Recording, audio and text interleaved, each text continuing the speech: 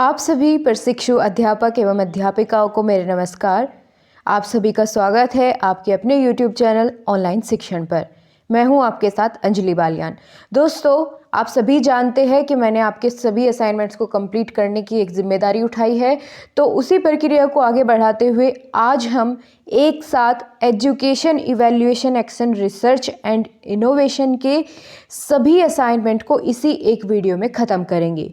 इसमें टोटल आपके 12 objective assignment है, तो 12 के 12 एक साथ ख़त्म करेंगे शुरू से लेकर आखिर तक, और सभी प्रश्नों के बिल्कुल सही सही उत्तर आपको यहाँ पर मिलने वाले हैं। चलिए गाइज, बिना किसी देरी किए शुरुआत करते हैं। आप भी मेरे साथ साथ अपना दीक्षा ऐप दूसरे मोबाइल में ओपन करके और साथ साथ आंसर करते हुए चलिएगा, ठीक है।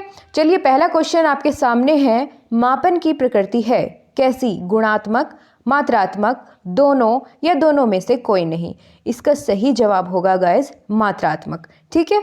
अगला क्वेश्चन है, मूल्यांकन में बल दिया जाता है मात्रा पर, गुण पर, मूल्य पर या उपयुक्त सभी? तो उपयुक्त सभी बिल्कुल करेक्ट है। नेक्स्ट क्वेश्चन है, मूल्यांकन प्रक्रिया का मुख्य तत्व है उद्देश्य, अधिगम अनुभव, मूल्यांकन के साधन या उपयुक्त सभी? तो इसका भी सही जवाब दोस्तों हो जाएगा ऑप्शन डी। नेक्स्ट क्वेश्चन है, मानसिक मापन शब्द का प्रयोग सर्वप्रथम किसने किया था? ब्रेडफील्ड ने, कैटल ने, स्टीवेंस ने या फिर थॉर्नडाइक ने? तो आप लोग सभी जानते हैं इसका सही जवाब होगा कैटल ने। अगर आपने पीडीएफ पढ़ी है तो बिल्कुल एकदम आप लोग समझ जाएंगे। अगला प्रश्न है, मूल्यांकन का क्षेत्र होता है व्यापक, संकुचित या फिर कक है दोनों या दोनों में से कोई नहीं?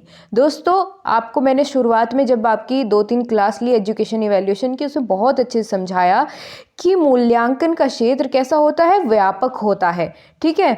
तो मूल्यांकन का क्षेत्र कैसा हुआ? व्यापक। ऑप्शन ए बिल्कुल करेक्ट है। नेक्स्ट क्वेश्चन है, निम्नलिखित में से कौन सा तथ्य मापक चर से संबंधित है? गुणात्मक चर, मात्रात्मक चर, सतत चर या उपरोक्त सभी? तो इसका सही जवाब क्या होगा? उपरोक्त सभी। नेक्स्ट क्वेश्चन है, मापन के स्तर मुख्य रूप से होते हैं 2 प्रकार के, 3 प्रकार के, 4 प्रकार के या 5 प्रकार के? सही जवाब होगा 4 प्रकार के। निम्नलिखित तत्वों में से कौन सा मापन के आधारभूत तत्वों से संबंधित नहीं है? शील गुणों की पहचान, संक्रिया विन्यासों को सुनिश्चित करना, अंक प्रदान करना या मानव मूल्यों को विकसित करना? सही जवाब हो जाएगा ऑप्शन डी, मानव मूल्यों को विकसित करना। अगले क्वेश्चन पर चलते हैं। मापन के स्तर किसने बताए हैं? स्टीवेंस ने बताया है या E.A. पील ने बताए हैं, ब्रेडफील्ड ने बताए हैं या फिर कलिंगर ने बताए हैं? तो इसका सही जवाब क्या होगा? जल्दी से बताइए, ऑप्शन ए हो जाएगा, ठीक है। नेक्स्ट क्वेश्चन है, मापन वह व्यवस्थित प्रक्रिया है जो व्यक्ति के शील गुणों को मात्रांकित करती है। कथन किसका है? यह स्टीवेंस का, E.A. पील का या ब्रेडफील्ड का या फिर प्रोफेसर S.K. दुबे का? तो सही जवाब हो जाएगा प्रोफेसर S.K. दुबे का यह कथन है, ऑप्शन डी। आगे बढ़ते हैं दोस्तों। इस असाइनमेंट में 10 ही प्रश्न थे और सभी प्रश्नों के उत्तर हमने दे दिए हैं। अब बारी आती है इसको सबमिट करने की और अपना स्कोर जानने की। तो हमने अपना डाटा जो है सबमिट कर दिया है, आप लोग स्कोर देख सकते हैं। 10/10 हमने पहली यूनिट आपकी कंप्लीट कर ली है। अब गाइस चलिए चलते हैं और अगले असाइनमेंट पर चलते हैं बहुत ही जल्दी से। सो फ्रेंड्स, दूसरा असाइनमेंट आपके सामने है। फिर इसके बाद हम तीसरा, चौथा, 5वां, 6ठा, 7वां, 8वां, 9वां, 10वां, 11वां, 12वां सभी असाइनमेंट को इसी वीडियो में कंप्लीट करेंगे, इसीलिए थोड़ा जल्दी करेंगे, ठीक है। इस वाले असाइनमेंट का पहला क्वेश्चन आपसे पूछा गया है, निम्नलिखित में से कौन सी मूल्यांकन की विशेषता नहीं है? मूल्यांकन बहुमुखी होता है या मूल्यांकन के लिए मापन अनिवार्य है? मूल्यांकन का क्षेत्र अत्यंत व्यापक है या फिर मूल्यांकन एकाकी है? बिल्कुल सही जवाब हो जाएगा यही जो हमने लास्ट में ऑप्शन पढ़ा, मूल्यांकन एकाकी है। आगे बढ़ते हैं, क्योंकि उसमें नहीं पूछा गया था, ठीक है। क्वेश्चन को आप बहुत ध्यान से पढ़ेंगे। भौतिक साधन के अंतर्गत नहीं आता है भवन, उपकरण, छात्र या पुस्तकालय? तो छात्र जो है वो भौतिक संसाधन के अंतर्गत नहीं आता है। कक्षागत मूल्यांकन की तकनीक है अवलोकन, समाजमिति, साक्षात्कार या उपयुक्त सभी? इसका सही जवाब क्या होगा? उपयुक्त सभी।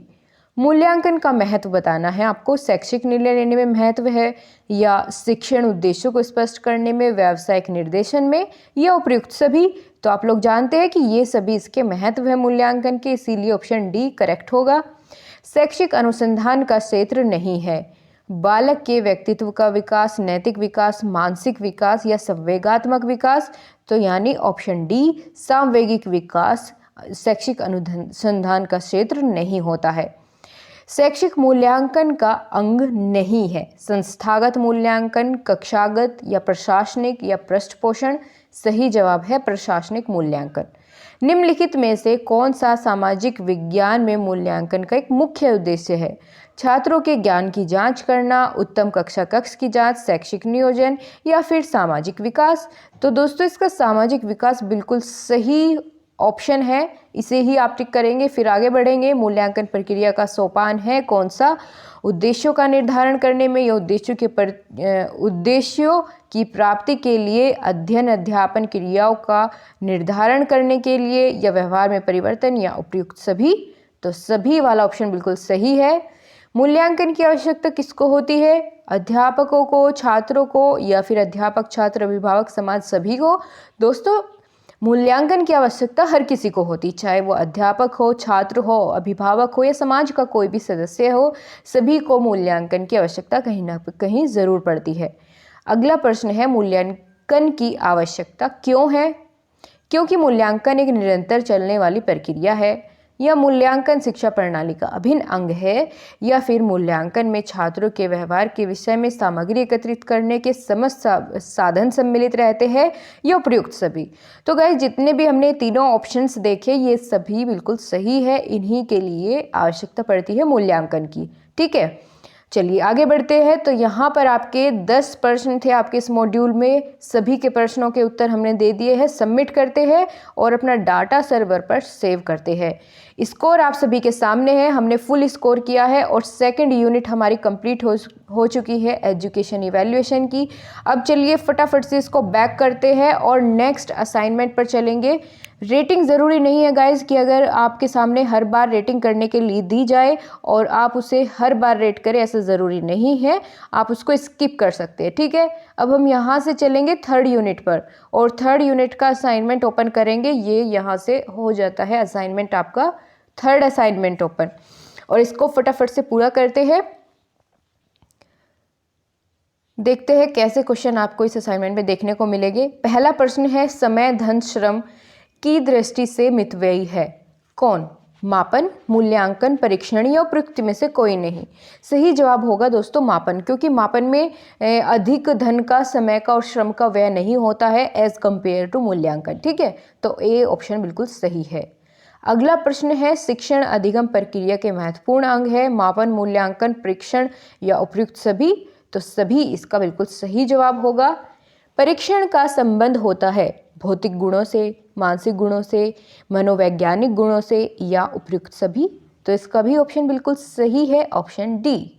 नेक्स्ट क्वेश्चन है उद्देश्यों के अनुरूप किया जाता है मापन, मूल्यांकन या दोनों में से कोई नहीं। तो दोस्तों मूल्यांकन जो है वही उद्देश्यों के अनुरूप किया जाता है। मापन तथा मूल्यांकन के विषय में कौन सा कथन सही है? चलिए फटाफट से कथन पढ़ते हैं और उसका सही जवाब देते हैं। मापन द्वारा छात्र के विषय में निश्चित धारणा बनाई जा सकती है? बिल्कुल नहीं। मूल्यांकन द्वारा छात्र के विषय में निश्चित धारणा बनाई जा सकती है? हाँ, मूल्यांकन के द्वारा हम किसी भी विद्यार्थी के जीवन के बारे में एक निश्चित धारणा बना सकते हैं। तो यही इसका सही जवाब होगा। अगला प्रश्न है मूल्यांकन में व्यक्ति या समाज या दोनों की दृष्टि से क्या अच्छा है अथवा क्या वांछनीय है उसका विचार तथा लक्ष्य निहित रहता है। यह कथन किसका है? चलिए एक बार सभी का नाम देखते हैं। स्टीवेंस का, या कर्लिंगर का, या फिर रैमर्स एवं गेज का, या फिर ब्रेडफील्ड का। सही जवाब है ऑप्शन सी, रैमर्स एवं गेज। नेक्स्ट क्वेश्चन है मापन की एक विशेषता है वस्तुनिष्ठता, आत्मनिष्ठता, व्यापकता या उपयुक्त सभी। तो सही जवाब होगा वस्तुनिष्ठता। नेक्स्ट क्वेश्चन है अच्छे मूल्यांकन की कौन सी एक विशेषता नहीं है? वैधता, विश्वसनीयता, निदानात्मकता या नकारात्मकता। तो नकारात्मकता नहीं होती इसकी विशेषता, इसीलिए यही इसका जवाब है। मूल्यांकन में बल दिया जाता है मात्रा पर, गुण पर, मूल्य पर या सभी पर। उपयुक्त सभी पर बल दिया जाता है। नेक्स्ट क्वेश्चन है, मूल्यांकन की विशेषता है। मूल्यांकन एक निरंतर चलने वाली प्रक्रिया है और शिक्षा प्रणाली का अभिन्न अंग है। छात्रों के व्यवहार के विषय में सामग्री एकत्रित करने का समझ साधन सम्मिलित रखते हैं या उपयुक्त सभी हो जाएगा। ये सभी मूल्यांकन की क्या है, विशेषताएं है। यहाँ पर आपके सभी क्वेश्चन कंप्लीट हो गई है। सबमिट करते हैं और अपना डाटा कहाँ सेव करते हैं, सर्वर पर। अब देखते हैं हमने कितना स्कोर किया है। गाइज हमने फुल स्कोर किया है 10/10। ये आपकी यहाँ पर इसी के साथ 3rd यूनिट कंप्लीट हो जाती है। अब बैक करते हैं और चलते हैं फटाफट से 4th मॉड्यूल पर। रेटिंग ज़रूरी नहीं है, जैसे कि मैंने आपको अभी बताया, हर बारी इसमें रेटिंग करने के लिए दी जाती है आपको, लेकिन ज़रूरी नहीं है कि आप हर बार करें, स्किप कर सकते हैं एज योर विश। ठीक है, चलते हैं नीचे। यहाँ पर आपको असाइनमेंट दिया गया है एजुकेशन इवैल्यूएशन का मॉड्यूल 4th, और इसके सभी प्रश्नों को करेंगे। फिर इसके बाद बाकी के बच्चे सभी को इसी वीडियो में आज हम ये सब्जेक्ट पूरा ख़त्म कर देंगे। ठीक है, और मैं आपको बताना चाहूँगी कि कंप्यूटर फिजिकल एजुकेशन फुल आपका कंप्लीट हो चुका है। हिंदी भी एक वीडियो में पूरा कंप्लीट हो जाएगा। ठीक है, 2-3 सब्जेक्ट में आपके बिल्कुल सभी असाइनमेंट्स कंप्लीट करा चुकी हूँ। आप चैनल की प्लेलिस्ट में जा करके ज़रूर देखिए अगर आपका कोई भी छूटा हुआ है। ठीक है, चलिए इसको पूरा करते हैं। यहाँ पूछा गया है न्यूनतम अधिगम स्तर में शामिल है बालक का संज्ञानात्मक विकास। एक ही ऑप्शन दिया गया है यहाँ पर। चलिए हम अपने आप देख लेते हैं। बालक का संज्ञानात्मक विकास या बालक का भावात्मक विकास, क्रियात्मक विकास, दोस्तों सभी शामिल होते हैं न्यूनतम अधिगम स्तर में। ठीक है, तो उपरोक्त सभी करेक्ट है। भाषा के संबंध में वह कौन सी गतिविधि है जो बालक की भाषा दक्षता को अभिव्यक्त करती है? सुनना, बोलना, समझना, ये सभी है। ठीक है, सतत एवं व्यापक मूल्यांकन के संबंध में निम्न कथनों पर विचार करें। यह बहुसाक्ष्य आधारित होता है। इसमें बालकों का मूल्यांकन वार्षिक परीक्षा के आधार पर किया जाता है। इसमें बालक के व्यक्तित्व के सभी पक्षों का मूल्यांकन किया जाता है। यह उपयुक्त कथनों में सही है। कौन सा कथन इसमें सही है आपको ये बताना है। गाइस इसमें जो पहला कथन हमने देखा और तीसरा, ठीक है, पहला और तीसरा कथन जो है ये बिल्कुल सही है। तो इसका कौन सा ऑप्शन सही होगा? Option number C. Next question है, निम्न कथनों पर विचार करें। व्यवहार परिवर्तन को मापने के लिए बुद्धि परीक्षण, व्यक्तित्व परीक्षण, समाजमिति युक्तियों आदि का प्रयोग किया जाता है। पृष्ठपोषण मूल्यांकन का हिस्सा है। इन दोनों में से आपको बताना है कि कौन सा कथन सही है। दोस्तों केवल एक कथन सही है जो कि आप यहाँ पर ऊपर पढ़ सकते हैं, यही बिल्कुल सही है। तो आगे बढ़ते हैं। विशिष्ट उद्देश्यों के अंतर्गत सम्मिलित किए जाते हैं शिक्षा प्रक्रिया के अंतिम लक्ष्य, दूरगामी, तात्कालिक या उपरोक्त में से कोई नहीं। तो आपने जब पीडीएफ को पढ़ा होगा बहुत अच्छे साफ साफ अक्षरों में उसमें लिखा है विशिष्ट उद्देश्य कौन से है, जो तात्कालिक रूप से प्राप्त होने वाले उद्देश्य होते हैं। ठीक है, तो इसीलिए इसका ऑप्शन नंबर सी करेक्ट है। नेक्स्ट है, सतत एवं व्यापक मूल्यांकन की रणनीतियों में शामिल है। दोस्तों आपको बताना चाहूँगी कि सतत एवं व्यापक मूल्यांकन बहुत ही इंपॉर्टेंट टॉपिक है। आपका 3rd सेमेस्टर में तो पूछा ही गया है, साथ साथ UP TET, C TET, super TET, आपका सभी में ये प्रश्न आपको देखने को मिलेगा। तो अभी आप बहुत अच्छे से इसको पढ़िएगा। ठीक है, आपकी क्लास मैं ही लूँगी। शैक्षिक मूल्यांकन की कुछ क्लासेस हो भी चुकी है, तो आप लोग बहुत ध्यान से पढ़ेंगे, बहुत फोकस के साथ हम इसको पढ़ाएंगे ताकि कोई भी परेशानी आपको आगे आने वाले समय में ना हो। चलिए बताइए कौन से शामिल है इसकी रणनीति में। छात्र प्रोफाइल, अवलोकन, प्रदत्त कार्य या उपरोक्त सभी। तो इसका सही जवाब क्या होगा दोस्तों? उपयुक्त सभी इसमें शामिल है। ठीक है, नेक्स्ट क्वेश्चन है, सतत एवं व्यापक मूल्यांकन के विभिन्न सोपान हैं। उद्देश्यों का निर्धारण, शिक्षण क्रिया का आयोजन, बालक के व्यवहार में परिवर्तन या उपयुक्त सभी। तो सभी इसमें शामिल है। मूल्यांकन के क्षेत्र में कौन शामिल है? संज्ञानात्मक विकास, सामाजिक विकास, शारीरिक विकास या फिर सभी। तो सभी शामिल है। नेक्स्ट क्वेश्चन है, आगे बढ़ते हैं। सतत एवं व्यापक मूल्यांकन के अंतर्गत व्यापक शब्द अभिव्यक्त करता है किसको? मूल्यांकन के प्रश्नों की विविधता को, या बालक के व्यवहार के विभिन्न पक्षों को समन्वित करता है, या किसी विषय के पूरे पाठ्यक्रम का एक साथ मूल्यांकन को, या सभी विषयों का एक साथ मूल्यांकन को।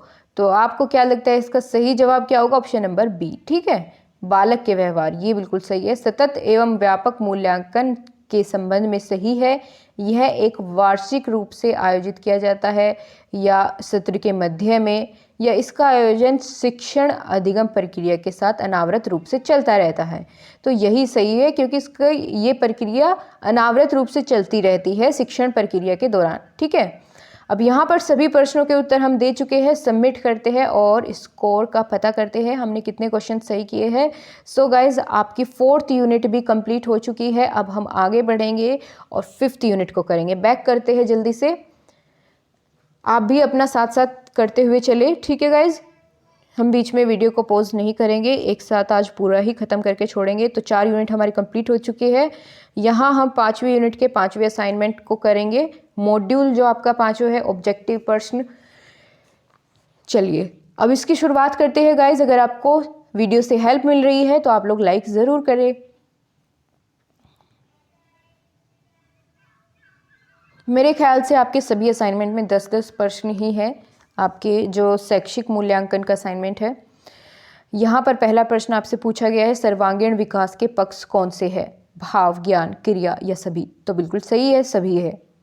निम्नलिखित कथनों पर विचार करिए। ब्लूम, ये ऊपर खिसकाएंगे थोड़ा, ब्लूम टैक्सोनॉमी के माध्यम से क्या शिक्षण के उद्देश्य निर्धारित किए जा सकते हैं? ब्लूम टैक्सोनॉमी के विभिन्न पक्षों के वर्गों को अनुक्रमिक रूप से नहीं लगाया जा सकता। इनमें से कौन सा कथन सही है?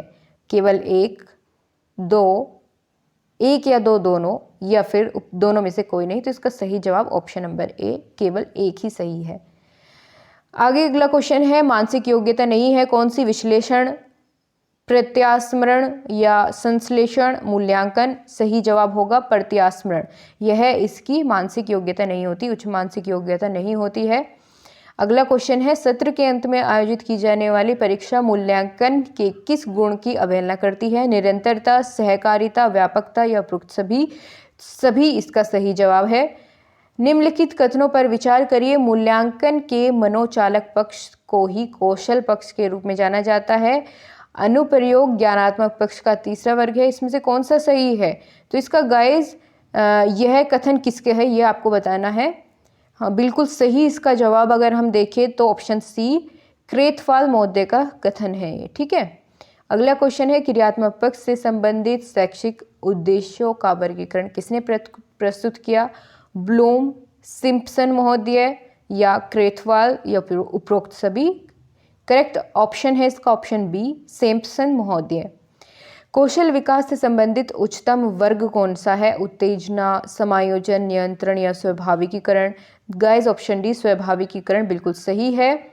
और हाँ गाइज, मैं आपको बताना चाहूँगी कि आपके जो रिटर्न असाइनमेंट है वो भी आपको बहुत जल्द बचे हुए सभी प्रोवाइड किए जाएंगे। तब तक आप लोग हमारा साथ दें और सभी जितने भी आपके मल्टीपल चॉइस क्वेश्चंस है, ये वाले असाइनमेंट है, उनको साथ साथ पूरा करते रहे, क्योंकि इनका समय ख़त्म हो गया तो इनको आप नहीं भेज पाएंगे फिर, और वो भी आपको डेट ख़त्म होने से पहले पहले आपको सभी असाइनमेंट्स प्रोवाइड कर दिए जाएंगे। ठीक है, यहाँ आपके लिए अगला प्रश्न है, निम्न में से किस ज्ञानात्मक पक्ष के वर्ग का संबंध सृजनात्मकता से है? बोध, विश्लेषण, संश्लेषण, मूल्यांकन? तो सही जवाब क्या होगा इसका? जल्दी से बताइए। इसका होगा दोस्तों संश्लेषण। ठीक है, ऑप्शन नंबर सी बिल्कुल सही है। नेक्स्ट क्वेश्चन है दोस्तों, एक बच्चा विभिन्न तथ्यों और विचारों में संबंध और अंतर को स्पष्ट करने की क्षमता प्रदर्शित करता है, तो वह ज्ञानात्मक पक्ष की किस श्रेणी में शामिल होता है? बोध, प्रयोग, संश्लेषण, विश्लेषण? तो विश्लेषण में सम्मिलित होता है।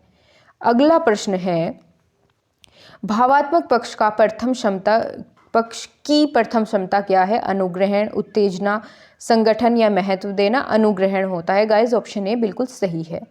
यहाँ पर इस असाइनमेंट में आपके 10 प्रश्न थे, सभी के उत्तर हम दे चुके हैं, कोई भी स्किप हमने क्वेश्चन नहीं किया है और स्कोर बिल्कुल आपके सामने है। हम 5th यूनिट को बहुत अच्छे से कंप्लीट कर चुके हैं, स्कोर फुल है हमारा। अब चलिए बैक करते हैं और अगले असाइनमेंट पर चलते हैं, असाइनमेंट नंबर 6।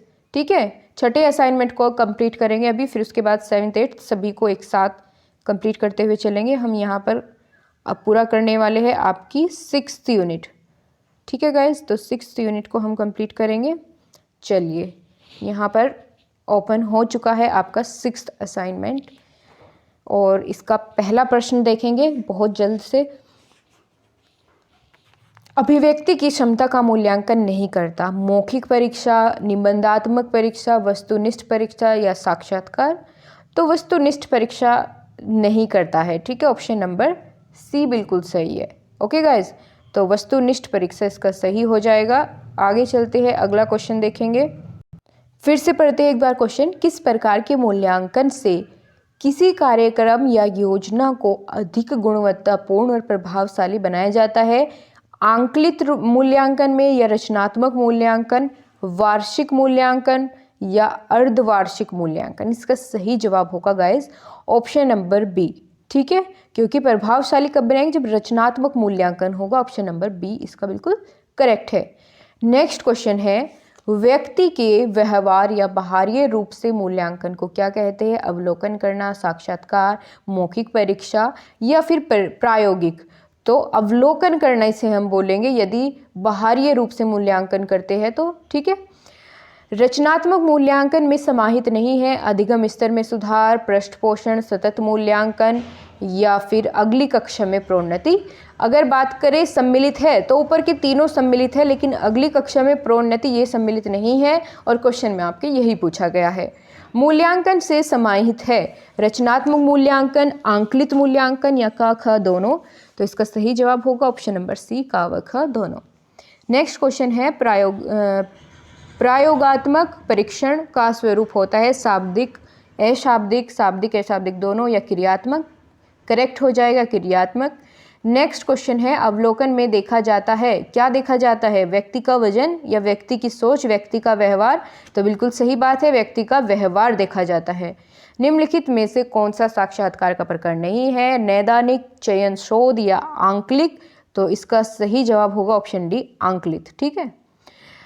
लिखित परीक्षा का प्रकार नहीं है, कौन सा? वस्तुनिष्ठ, निबंधात्मक, बहुविकल्पी या फिर प्रयोगात्मक? तो बताइए जल्दी से कौन सा इसमें पूछा गया है। बहुविकल्पी जो है वो लिखित परीक्षा का प्रकार नहीं है, क्योंकि आप देख रहे हैं अब आप क्या कर रहे हैं, बहुविकल्पी प्रश्नों को सोल्व कर रहे हैं। क्या आपको कुछ लिखने की ज़रूरत पड़ रही है? बिल्कुल नहीं। तो यही इसका सही जवाब होगा। अब आगे बढ़ते हैं। अगला प्रश्न है, मौखिक परीक्षा के द्वारा मूल्यांकन होता है किसका? स्मृति का या फिर पूर्व ज्ञान का या फिर विषय वस्तु की? दोस्तों पिछले क्वेश्चन का आंसर एक बार हम बैक करेंगे, ये यहाँ से नहीं हो रहा है गाइज। इसमें ना जो इससे पहला क्वेश्चन हुआ है उसका आंसर आप प्रयोगात्मक करिएगा, ठीक है। प्रयोगात्मक उसका आंसर आपको करना है, बिल्कुल भी परेशान ना हो। यहाँ पर एक क्वेश्चन का आंसर मेरे ख्याल से गलत होने वाला है। इससे पहला जो क्वेश्चन है उसका आंसर आप प्रयोगात्मक करिएगा, बिल्कुल ठीक, ठीक है। मौखिक परीक्षा के द्वारा मूल्यांकन होता है कैसा? स्मृति, पूर्व ज्ञान, विषय वस्तु की समझ या उपयुक्त सभी? तो इसका सभी आंसर बिल्कुल सही हो जाएगा। और जो आपका क्वेश्चन नंबर 9 था उसमें आप प्रयोगात्मक करेंगे, बिल्कुल ठीक है। यहाँ पर आपका एक क्वेश्चन मेरे ख्याल से बिल्कुल गलत होने वाला है, हाँ बिल्कुल 9th क्वेश्चन का आंसर आप प्रयोगात्मक करेंगे, वो बिल्कुल सही होगा। ओके गाइज, ठीक है, कोई परेशानी नहीं है, आप लोग रिप्ले करके वहाँ से सही कर सकते हैं। अब चलिए यहाँ पर हम अगले असाइनमेंट पर चलेंगे आपके। कौन सा? Assignment number 7। असाइनमेंट नंबर 7 पर चलेंगे और देखेंगे कौन कौन से प्रश्न आपके असाइनमेंट नंबर 7 में पूछे गए हैं। यूनिट 7 को शुरुआत करते हैं।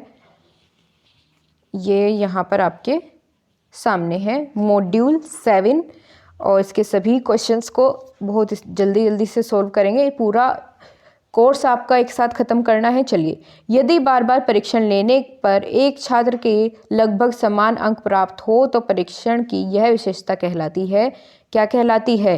विश्वसनीयता कहलाती है, ठीक है। ऑप्शन नंबर बी बिल्कुल सही है।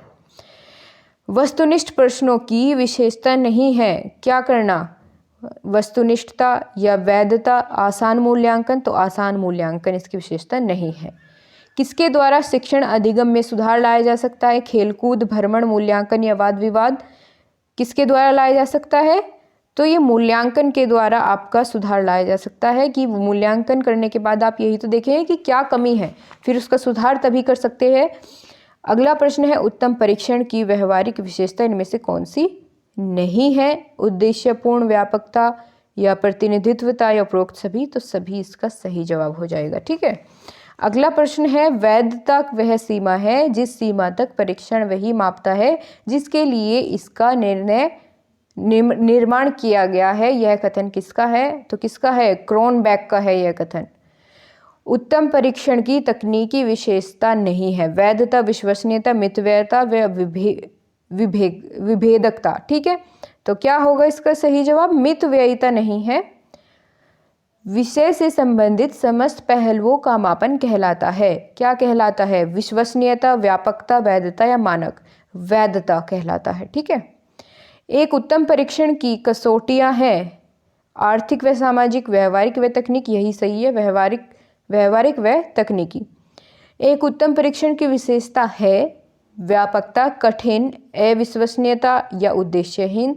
तो इसकी सही है ऑप्शन नंबर ए, व्यापकता। विशेषता है उसकी मूल्यांकन का शिक्षण अधिगम से संबंध आपको बताना है। यहाँ पर घनिष्ठ है, निकटतम है, दोनों है, ये इनमें से कोई नहीं, तो घनिष्ठ भी है और निकटतम भी है, यानी ऑप्शन नंबर सी इसका बिल्कुल सही हो जाएगा। और यहाँ पर हम सभी प्रश्नों के उत्तर दे चुके हैं। सबमिट करते हैं और स्कोर जानते हैं। यहाँ पर आपका कोई भी प्रश्न गलत नहीं हुआ है, हमने सभी प्रश्नों के एकदम सही उत्तर दिए हैं। अब चलिए गाइज, आपका 8th मॉड्यूल यानी 8वीं यूनिट को कंप्लीट करेंगे। 8वीं यूनिट का पहला क्वेश्चन आपके सामने है, निबंधात्मक प्रश्नों का बढ़ता वस्तुनिष्ठता कर्म कौन सा होगा? यदि निबंधात्मक प्रश्न आप लिखते हैं तो उनका कर्म आपको बताना है। कैसे लिखेंगे? सबसे पहले अति लघु करेंगे, लघु या फिर दीर्घ, या फिर सबसे पहले दीर्घ उत्तरीय प्रश्न लिखेंगे, फिर लघु उत्तरीय, फिर अति लघु उत्तरीय। तो सही जवाब क्या है आपका? Option number B. पहले आप बड़े बड़े प्रश्न जितने हैं दीर्घ लघु उत्तरीय करेंगे, उसके बाद उससे छोटे, फिर उससे छोटे, यह कर्म होता है। तो आपको यही इसमें चुनना था। पक्ष अथवा उद्देश्य के आधार पर प्रश्न का उच्चतम स्तर क्या है? कौशल, ज्ञान, बोध या अनुप्रयोग? तो कौशल होता है। अगला प्रश्न है, बहुविकल्पीय प्रश्नों की विशेषता नहीं है। कौन सी नहीं है? सरल एवं त्वरित मूल्यांकन, या अधिक वैधता व विश्वसनीयता, या वस्तुनिष्ठता, व्यक्तिनिष्ठता। तो कौन सी नहीं होती गाइस? व्यक्तिनिष्ठता नहीं होती। ठीक है, अगला प्रश्न है, निबंधात्मक प्रश्नों की विशेषता नहीं है। कौन सी नहीं है? सृजनात्मकता होती है, वस्तुनिष्ठता यह नहीं होती है। ठीक है, यही इसका सही जवाब हो जाएगा। अगला प्रश्न है, प्रमाणिक प्रश्न पत्र परीक्षण की कौन सी विशेषता है? अध्यापक द्वारा निर्मित होता है, या अधिक वैधता वाला और विश्वसनीयता वाला होता है? तो यही इसका बिल्कुल सही हो जाएगा, ऑप्शन नंबर बी। पद विश्लेषण तकनीक का प्रयोग प्रश्न पत्र निर्माण के किस चरण में किया जाता है? प्रथम, द्वितीय, तृतीय, चतुर्थ। तो तृतीय चरण में किया जाता है। ठीक है गाइस, अगला प्रश्न है, विशिष्टीकरण तालिका यानी ब्लूप्रिंट इंगित करती है। क्या इंगित करती है?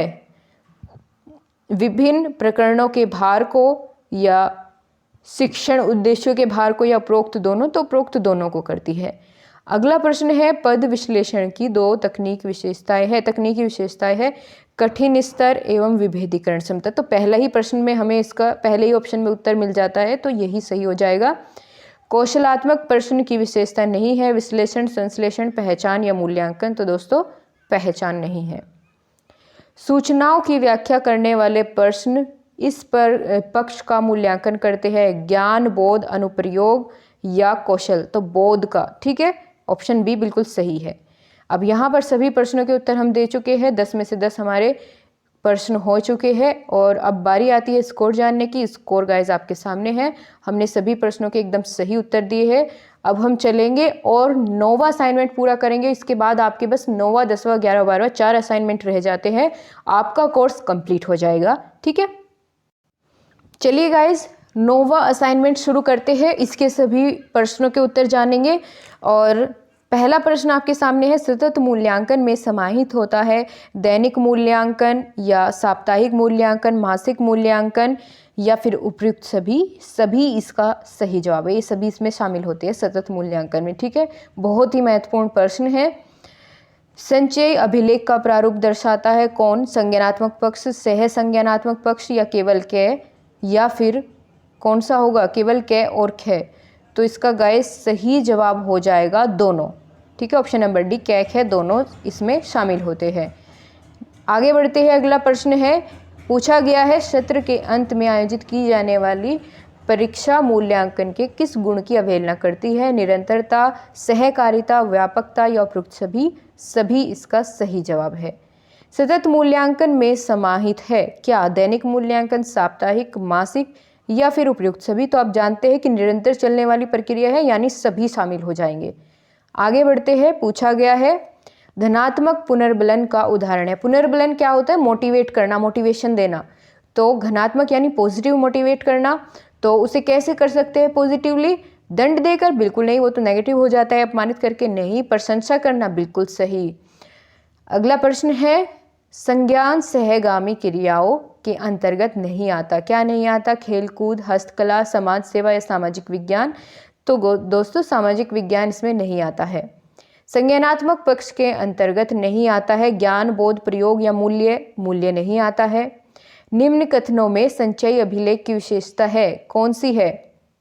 जल्दी से बताइए। छात्र की व्यक्ति प्रगति एवं उपलब्धियों का इतिहास, छात्र संबंधी संपूर्ण सूचनाओं का सारांश होता है, या छात्र के विकास एवं प्रगति की दिशा का बोध होता है, या उपयुक्त सभी? तो सभी आ जाएगा इसका और सही हो जाएगा आपको ये प्रश्न। संचयी अभिलेख को मूल्यांकन के लिए तकनीक रूप से प्रयोग करने का सुझाव दिया किसने? मुदालियर आयोग, कोठारिया आयोग, राधाकृष्ण आयोग या नरेंद्र देव आयोग? सही जवाब होगा ऑप्शन ए, मुदालियर आयोग। मूल्यांकन के अभिलेखीकरण संबंधित सूचनाएं प्राप्त होती है किससे? छात्र से, शिक्षक से, विद्यालय प्रबंधन से या सभी से? गाइस सभी से प्राप्त होती है ये सभी सूचनाएं। ठीक है, तो हम इसमें कौन सा ऑप्शन सही करेंगे? ऑप्शन नंबर डी करेंगे। और अब क्या करना है हमको? सभी प्रश्न हम कर चुके हैं, इसको सबमिट करते हैं। और हमने यहाँ पर 9वीं जो आपकी 9th यूनिट है वो बहुत अच्छे से कंप्लीट कर लिया है। सभी प्रश्नों के एकदम सही उत्तर हम यहाँ पर दिए हैं। अब अगली यूनिट पर चलते हैं, यूनिट नंबर 10। तो फ्रेंड्स 10वीं यूनिट आपके सामने है, बिल्कुल 10वां असाइनमेंट, इसको बहुत अच्छे से कंप्लीट करेंगे जल्दी जल्दी। और हाँ गाइज, अगर आपको वीडियो पसंद आती है तो लाइक ज़रूर किया करें, उससे हमें मोटिवेशन मिलता है और बाकी ज़्यादा कुछ भी नहीं है। ठीक है, अगर आप चाहते हैं तो आप लाइक कर सकते हैं, कोई बात नहीं है। अब चलिए 10वां असाइनमेंट हम पूरा करते हैं, फिर 11वां और 12वां, बस फिर आपका ये कोर्स कंप्लीट हो जाएगा। और इसके जो रिटर्न असाइनमेंट है वो तो मैं आपको सभी के सभी प्रोवाइड कर चुकी हूँ पूरे कंप्लीट कोर्स के। आप चाहे तो आप प्लेलिस्ट में जाकर के वहाँ से आपको सब कुछ मिल जाएगा, प्रत्येक यूनिट के असाइनमेंट आपको वहाँ पर मिल जाएंगे। ओके गाइज, चलिए अब इसको पूरा करते हैं। उपचारात्मक शिक्षण के दौरान बच्चों की मदद किन स्तर पर की जाती है? संज्ञानात्मक, भावनात्मक या व्यक्तिगत स्तर या फिर उपयुक्त सभी? क्या होगा इसका सही जवाब? उपयुक्त सभी। अगला प्रश्न है, उपचारात्मक शिक्षण की कौन कौन सी प्रविधि या तकनीक है? अलग अलग निर्देश देना या एक साथ निर्देश देना या सहकर्मी शिक्षण? तो यही हो जाएगा इसका सही जवाब, सहकर्मी शिक्षण। आगे बढ़ने की क्या ज़रूरत है जब हमें आंसर ही यहीं पर मिल गया। तो उपचारात्मक शिक्षण शुरू करने से पूर्व कौन सी तैयारी करनी चाहिए? मुश्किल संकल्पना और कौशलों का पता लगाना, या शिक्षण सामग्री की व्यवस्था करना, शिक्षण तकनीक और गतिविधियों को चुनना, या उपयुक्त सभी? तो सभी वाला ऑप्शन बिल्कुल करेक्ट है। ओके, उपचारात्मक शिक्षण का प्रयोग कब किया जाता है? सत्र के आरंभ में, मध्य में या अंत में, या उपयुक्त सभी? दोस्तों मध्य में किया जाता है, क्योंकि मध्य में एक बार हम जब जांच कर लेते हैं कि बच्चों में क्या क्या उनकी त्रुटियां वे कर रहे हैं, उनको सही करके उपचार करके उनका वहीं सही कर देते हैं। ठीक है, तो इसका यही सही जवाब होगा। निदानात्मक परीक्षण की आवश्यकता क्यों होती है? अच्छे शिक्षण हेतु या निर्देशन हेतु, परामर्श हेतु या उपरोक्त सभी? तो सभी के लिए ज़रूरत होती है। आगे बढ़ते हैं, शैक्षिक निदान का सही कर्म है, यानी गाइज आपको यहाँ पर कुछ बिंदु दिए गए हैं, इनका सही कर्म आपको बताना है। विषय वस्तु के विशिष्ट क्षेत्र का चयन, विशिष्ट क्षेत्र में कठिनाई स्तर का चयन, छात्रों का चयन या कठिनाई स्तर का विश्लेषण। कैसे करेंगे इसको सही कर्म में? सबसे पहले आप क्या करेंगे? इनमें छात्रों का चयन करेंगे, और छात्रों का चयन करने के बाद आपको उसमें क्या करना है? उनकी विषय वस्तु के विशिष्ट क्षेत्र का चयन करना है, और उसके बाद देखना है कि उनके उस विशिष्ट क्षेत्र में कौन कौन सी कठिनाई आई है, उनका चयन करना है। और फिर सबसे बाद में आप क्या करेंगे? कठिनाई स्तर का विश्लेषण कर देंगे। तो इसका क्या सही कर्म हो गया? आपने देखा कि तीसरा और उसके बाद पहला, दूसरा और चौथा। 3 1 2 4 कौन से ऑप्शन में है? 3 1 2 4 ऑप्शन नंबर बी, यही हो जाएगा आपका सही जवाब। निम्नलिखित में कौन सा कथन निदानात्मक परीक्षण के लिए सत्य है?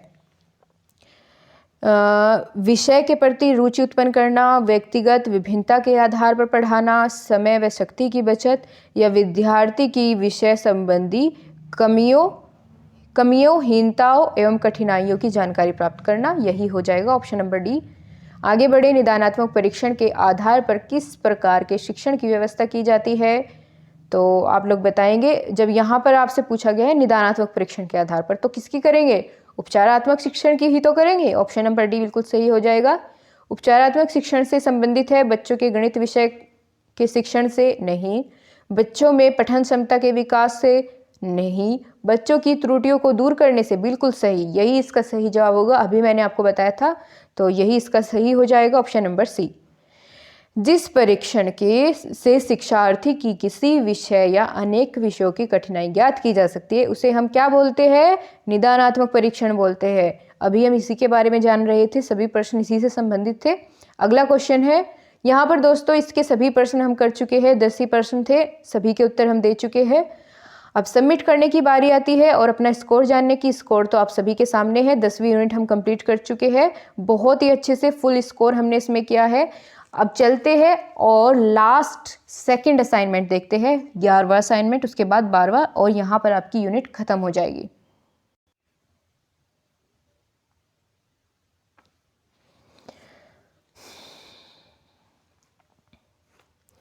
ये यहाँ पर शुरू होती है आपकी 11वां मॉड्यूल। ठीक है।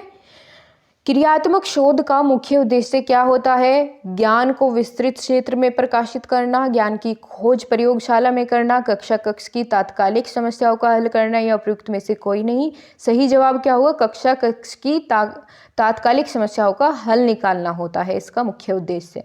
गाइज, अगर आप लोग मैथ्स की क्लास नहीं ले रहे हैं तो ज़रूर लीजिए, क्योंकि मैथ्स इस बार आपका थोड़ा टफ पड़ेगा।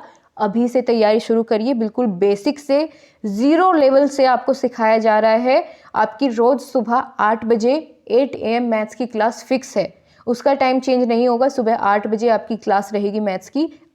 आपकी 3 से 4 यूनिट कंप्लीट हो चुकी है। प्रकाश सर आपको मैथ्स पढ़ाते हैं बहुत अच्छे से, और बिल्कुल बहुत अच्छे से 0 लेवल से आपका मैथ्स चला हुआ है। अगर आपसे थोड़ी सी भी आपको मैथ्स में प्रॉब्लम होती है, सभी वहाँ पर आपकी दूर हो जाएगी। तो ज़रूर लिया कीजिए, मैथ्स की क्लास लाइव चलती है सुबह 8 बजे। चलिए अब अगला क्वेश्चन करते हैं।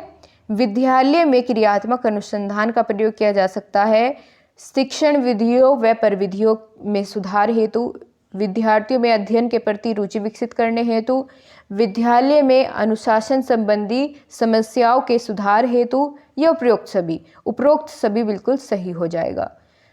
शैक्षिक क्रियाकलापों से संबंधित तात्कालिक समस्याओं का हल किसमें खोजा जाता है? ऐतिहासिक शोध, वर्णनात्मक शोध, या फिर क्रियात्मक शोध, तो यही हो जाएगा। क्रियात्मक शोध में शोधकर्ता का शोध से संबंध होता है, प्रत्यक्ष अप्रत्यक्ष, तो प्रत्यक्ष है गाइस। ठीक है। क्रियात्मक शोध में उपकरण प्रयुक्त होते हैं कौन से? अवलोकन, प्रश्नावली, साक्षात्कार, उपरोक्त तीनों, तो सभी होते हैं इसमें प्रयोग। क्रियात्मक अनुसंधान सीमित होता है विद्यार्थी तक, शिक्षक, समाज तक, या विद्यालय तक, तो गाइस विद्यालय तक सीमित होता है। क्रियात्मक अनुसंधान का मुख्य उद्देश्य है सैद्धांतिक, तथ्यात्मक, व्यवहारिक, या उपरोक्त सभी, तो क्या होगा इसका सही जवाब? व्यवहारिक। ठीक है, ऑप्शन सी। क्रियात्मक अनुसंधान शिक्षा जगत में कब प्रतिष्ठित हुआ? 1948, 53, तो यही हो जाएगा ऑप्शन नंबर बी, 1953। मूलभूत शोध किए जाते हैं कक्ष में, विद्यालय में, दोनों में, या उपरोक्त में से कोई नहीं, तो इनमें से किसी में नहीं किए जाते मूलभूत शोध। ठीक है, ऑप्शन डी। क्रियात्मक शोध की रूपरेखा कैसी होती है? फ्लेक्सिबल होती है यानी लचीली, या फिर रिजिड होती है, कठोर होती है, या दोनों में, उपरोक्त दोनों, या कोई नहीं, तो कैसी होती है? लचीली होती है बहुत। आगे बढ़े तो यहाँ पर सभी प्रश्नों के उत्तर आप दे चुके हैं। 10 प्रश्न थे, 10 के 10 उत्तर हम दे चुके हैं और सबमिट करते हैं। बारी आती है स्कोर जानने की, तो गाइस स्कोर हमारा फुल है, हमने सभी प्रश्नों के एकदम सही जवाब हमने दिए हैं। अब लास्ट 1 असाइनमेंट जो आपका बचता है, इसको ख़त्म करते हैं और आपका ये सब्जेक्ट पूरा हो जाएगा। ठीक है गाइस, अब चलते हैं, बैक करते हैं और हम चलेंगे लास्ट यूनिट पर, अपनी 12वें असाइनमेंट पर। और 12वें असाइनमेंट को फटाफट से पूरा करेंगे। यहाँ पर आपका पूरा कोर्स ख़त्म हो जाएगा एजुकेशनल इवैल्यूएशन का। इसके बाद समावेशी शिक्षा के सभी प्रश्नों को करेंगे। कंप्यूटर फिजिकल एजुकेशन हो चुका है और हिंदी का भी लगभग पूरा होने वाला है, मैथ्स का भी बहुत जल्दी कंप्लीट करेंगे। आप लोग कमेंट बॉक्स में अपनी सहमति ज़रूर जताइए, आप किस सब्जेक्ट का पहले चाहते हैं ज़रूर बताना।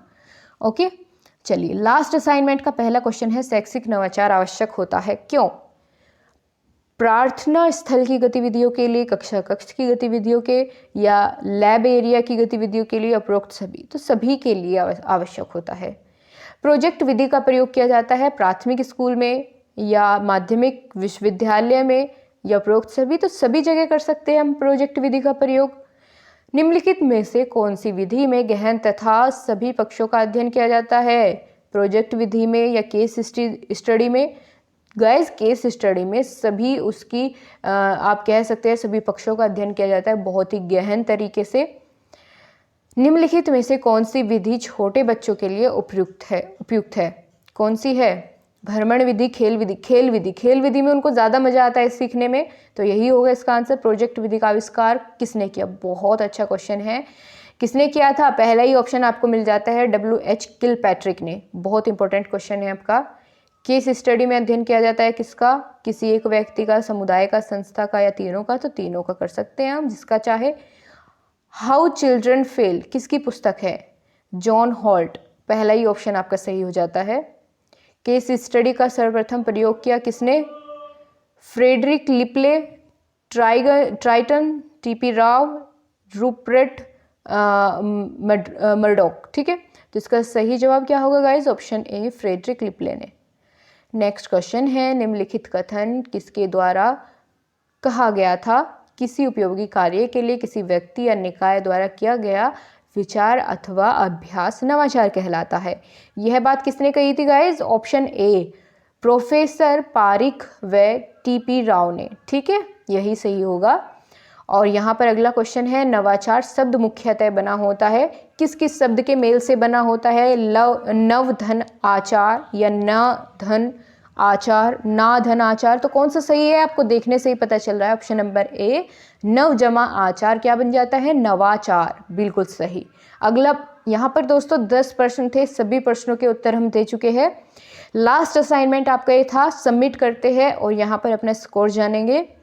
देखते हैं गाइज, हमने आपकी लास्ट यूनिट भी आपका एजुकेशनल इवैल्यूएशन कंप्लीट कर ली है और फुल स्कोर इसमें किया है 10/10।